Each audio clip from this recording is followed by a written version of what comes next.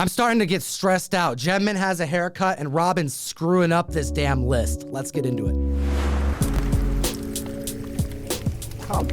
Back at the table to talk about these record-breaking sales, and we got some big books that sold this week, Gem. No surprises there. The runners-up always has those big one-off record-breaking sales, and we're going to start with number 10 on the list for a trend that we've been seeing recently on these videos. First, meetups. We have Marvel Team Up issue 15 from 1973. This is the first meeting of Spider-Man and the Ghost Rider. Debuting in 1973, we have the first appearance of the Orb, and this is before he was this like humanoid body with an eyeball. It was originally a eyeball helmet to cover his Two-Face looking face. The Orb, same character, different person, would also play a major role in Original Sin in Marvel's 2014 event. There's a total of 287 slabs on the census. I don't think a lot of collectors know the significance of this key comic book. There are 29.8s that exist on the census.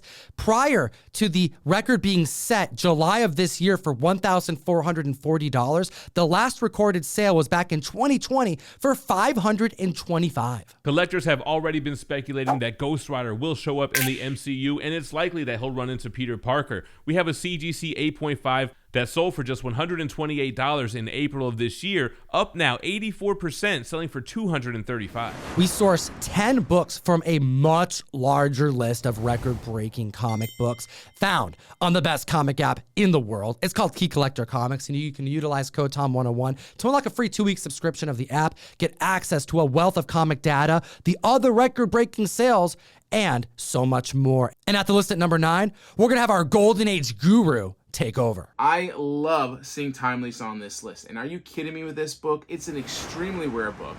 And to see a 0.5 sell for that price isn't astonishing at all. A 9.4 sold last year for almost $41,000. Now let me explain to you why this book is so important and why it's so coveted.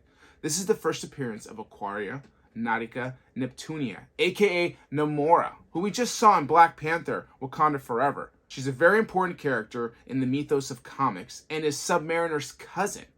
Now the other thing is she was popular enough to get her own title. She had 3 issues of Namora 1, 2, and 3. Now let me show you and tell you another book that's on this list that I really love, and it's Astonishing 30. This pre-code horror is fantastic. It's a Joe Manili cover, and take a look at this image. We have back-to-back weeks where cover is vaporizing a character as we see these 2 eyes in the night sky terrorizing the cemeteries. And this poor gal has to witness her hubby melting away. And now we're back at the table to discuss number 8 on the list, Scud number 9, debuting in 1995. This is the very first action figure cover. And there are only 8 slabs on the CGC census with only 4 recorded GPA sales. There's only 1 9.0 and 3 9.4s. The only 2 sales in that grade was a $54 sale in March of this year and a $208 sale in October of this year. Then we have the 9.8 selling for the first time June of this year for $190, and again, this past week, we have a new record-setting sale for $298, and that's an increase of 57 since it sold back in June. Now, John Tyler Christopher wouldn't do the first action figure cover, but he would definitely popularize them, and I remember first seeing them for Marvel's Star Wars, but then he would go on to all different publishers doing these types of variants. Key Collector even has an entire category on the app. If you enjoy these action figure covers, kind of get some of that nostalgia from hunting for toys when you were a kid, this book, Scud, is really strange, and it will give you some Rick and Morty vibes for good reason. Dan Harmon would actually write a handful of the issues of this very run. Moving on to number 7 on the list, we have some Death of Superman goodness. Justice League of America, issue 69. We're talking about the 3rd printing. This is the 3rd printing, and you can tell because of the Roman numeral 3 next to the numbering, and that matters because this is a more scarce comic. And this is when Doomsday is going nuts, taking out the JLA, and he's still in his containment suit. So he hasn't even gone full Doomsday yet, but he is knocking them down one by one. Many of these issues saw later printings. Man of Steel 18 saw 5 printings for the first appearance of Doomsday, and we just celebrated the 30th anniversary of this run, and we got a new character out of that as well, the Doombreaker. I think a lot of people need to learn about their printings of this issue because there has to be more that exists than what's on the census. There's only 18 slabs, and 6 are graded at a 9.8.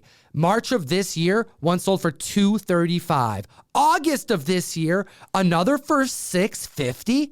These are going missed. The all-new record-breaking sale puts it 23% above that $650 sale, now selling for $800. If third printing isn't scarce enough, keep an eye out for the fourth printing because the last GPA sale for a 9.8 in 2021 hit $1,000 at the list at number 6. Power Man number 17, debuting in 1974. This is when Luke Cage adopts the name Power Man. Now the current mayor of New York, if you're reading current Marvel comics, there are only 227 slabs on the CGC census, of only 2 in a 4.0, 16 9.0s, 27 9.2s, and 50 9.4. There are 45 9.6s, last selling in September 2021 for $339. And Gem, there are 19 copies graded at a 9.8. This one does not come up often. That's right, the last time it broke record was in 2010 when it sold for $1,200.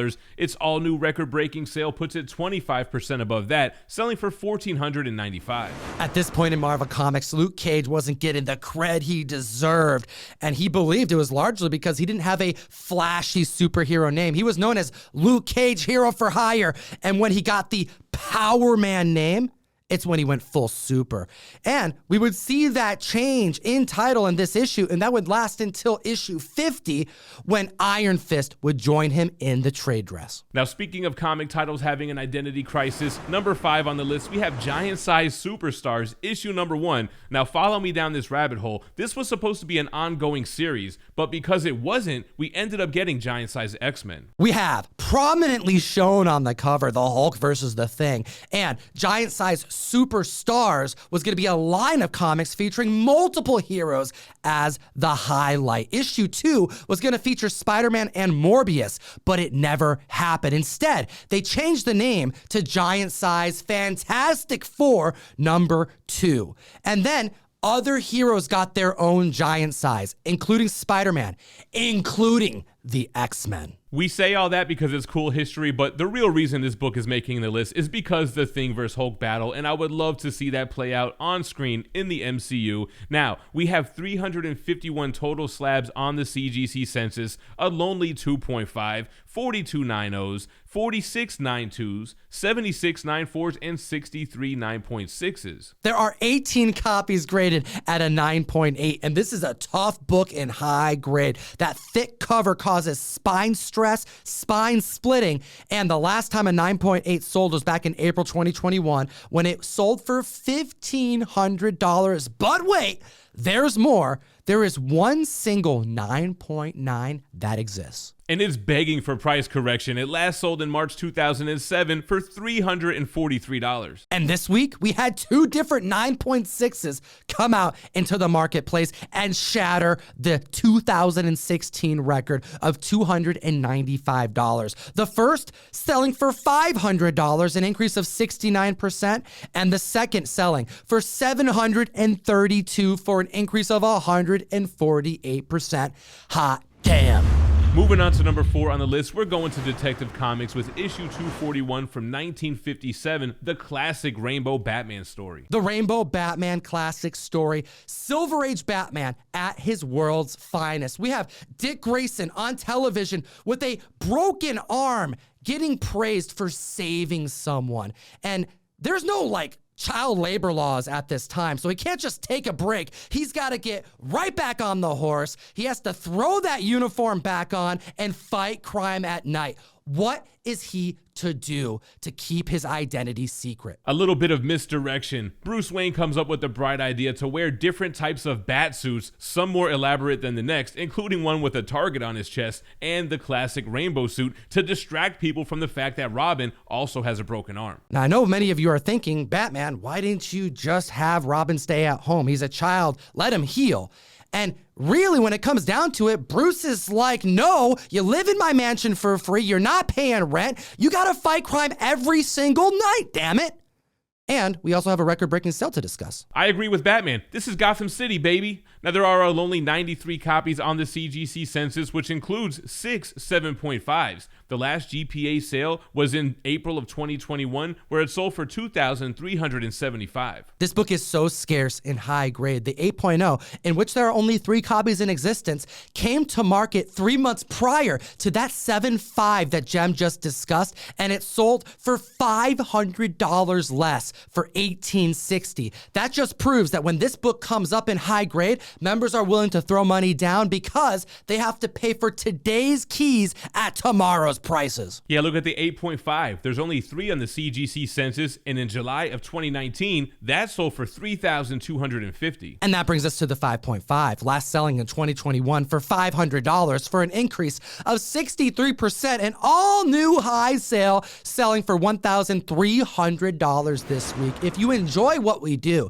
give me an excuse to send you comics every single month. I've teamed up with Peach Momoko. I've teamed up with David Mack. We have Demon Wars Shield of Justice #1 going out in every single box, and Ninja Funk #1, Trade Dress, Virgin, foils, and medals going out 1 per box at random. ComicTom101.com to join the community, or hit the link in the description. Moving on to number 3 on the list, we're going to stick with Batman for a super scarce book. We're talking Batman in Belgium for Safety. This was a giveaway safety pamphlet from 1981. This is a small promotional comic book telling kids that they gotta buckle up to save their lives. I mean, a 3.5 by 5.5 inches, small 4-panel story that shows Robin just being a Dick Grayson. Robin getting into all types of shenanigans on this list, taking off his seatbelt because it's more comfortable? Come on, Robin. There are only 2 slabs on the CGC census, and they're both 9.4s. It's sold publicly 3 times. The first time was back in January of 2010, where it sold for $50. Then in July of 2020, it sold for $169. And that brings us to the 9.4 record-breaking sale today, an increase of 364% for an all-new high of $785. Hot damn. Isn't it crazy to think that seatbelt laws weren't a thing until the 80s? I mean, that's why this promotional item exists in the first place. People had to be convinced to buckle up. They had to be shown Dick Grayson about to lose his face after Batman has to brake real hard in this pamphlet. He ends up flying straight into the Bat Dash. And funny enough, number 2 on the list is also a 4-page promotional comic book. It's Godzilla vs. Megalon from 1976. It's officially the first U.S. Godzilla comic book distributed. This 4-page promotional comic was distributed at the theaters in promoting of this movie. And this is a promotional item that went unnoticed and unknown for years. We have an 8.5 selling in 2018 for only $100. This past week, for an increase of 2,300%, we have an all-new high of $2,400. Hot damn. Now, there are only 3 copies in an 8.5 on the CGC census, just like the 9.0, but the last GPA sale on that was back in 2018, where it sold for just $250. There's only 1 copy graded at a 9.2, 7 copies on the census in total. That was it. We just went through them. And the last time that 9.2 sold was in 2018 for $300. I think that person is feeling pretty good right about now. If you enjoy what we do, we're here every 7 days for the comic fam, talking about record-breaking sales. But we do a lot more than that. We chat about trending comics. We talk about the hottest comics in the world. So hit the subscribe button. And Jem, why don't you hit them with the #1 sale this week? Because I suspect the trickle-down effect is going to come in with the strength. We've got a crazy CGC 9.8 record breaker to discuss for Green Lantern 87 from 1971. Not only is it the second appearance of Guy Gardner, but the first appearance of John Stewart. Now, this book landed on the trending list 24 days ago. Since then, when it ranked at number 9, there has been an increase of 31 slabs added to the census. And that's because of the amount of news that's come out about the HBO Max series, Green Lantern, going from a full Game of Thrones style series where it would take you all over a timeline and introduce you to many Green Lanterns. It's now just a focus on one, John Stewart. this being his first appearance on a white cover that's thick, difficult to acquire in high grade, has made this book not just hot as hell, but extra wanted in high grade. And a Neil Adams cover to boot. There are 124 9.4s on the CGC census, and now only 57 9.6s, one less than the last time it was reported on, but there is an increase in the 9.8s, now bringing that total to 34. Somebody could have cracked, pressed, and regraded that one. I think it's way more likely that that happened than somebody holding out on a 9.8 raw copy for all this time, and then conveniently, this past week, it came to market. A 9.8, last selling in March for its height at $10,500, was outdone with an increase of 38% with an all-new high selling for $14,500. Hot damn. This book be spiking up $4,000. We're in a buyer's market, but those undervalued DC books are getting some love. We told them about that, Jam. We appreciate your time today, Comic Familia, and as always, Geek responsibly and stay minty fresh. enough said. Join myself and Heron Heavens at 5 p.m. on Wednesday for Whatnot Wednesdays, the best new place to buy and sell collectibles. We do dollar start auctions that last as little as 15 seconds long. We break out the exclusives, the giveaways, the keys, and we do some crazy deals. We have 2 other videos for you to check out. We made them for you. Enjoy them and have a great week.